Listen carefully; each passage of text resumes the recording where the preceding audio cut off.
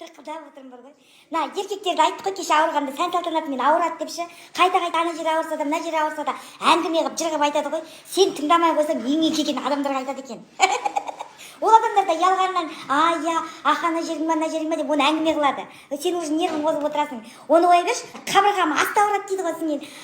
Деп жаңағы ят болмасын деп. Для приличия. Көк бауырың ғой, онда сенің десең.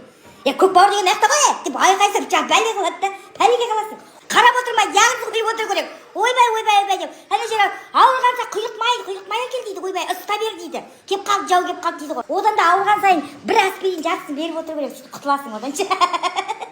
Әйтпесе құтылмайсың. Айта бер. Тура мына жер. Осы жерден шанчуға тауып тұрады негізінде ше.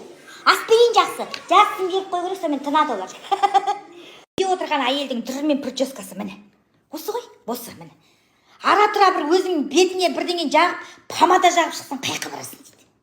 Ешқайқа бармаймын, әшейін боянып алып. Өшір дейді әуелі кішкентай балам, бір жаққа кетіп қаласың дегені ғой, өшір дейді. Өшіріп тынамыз.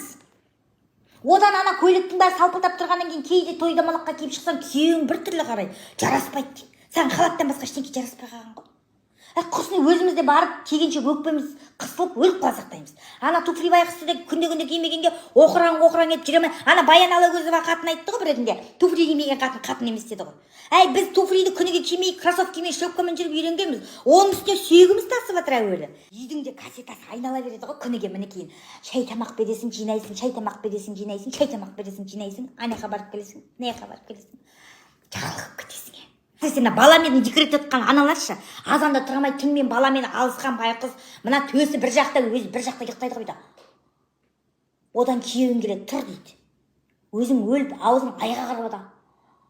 Кәз, тұр деп тағы келеді, кәз. Екі-үшінші рет кеп бүйтіп жызданған кезде ұйықтап жатқан баланы өтіріктен қағасың ғой. Оның бәрі белгілі газеталар ғой. Ойшың соңғы кездері осы елдер келеді деген кезде тыпырлайтын болдық. Бір сағаттың ішінде бәрін үлгеруге болады екен ғой.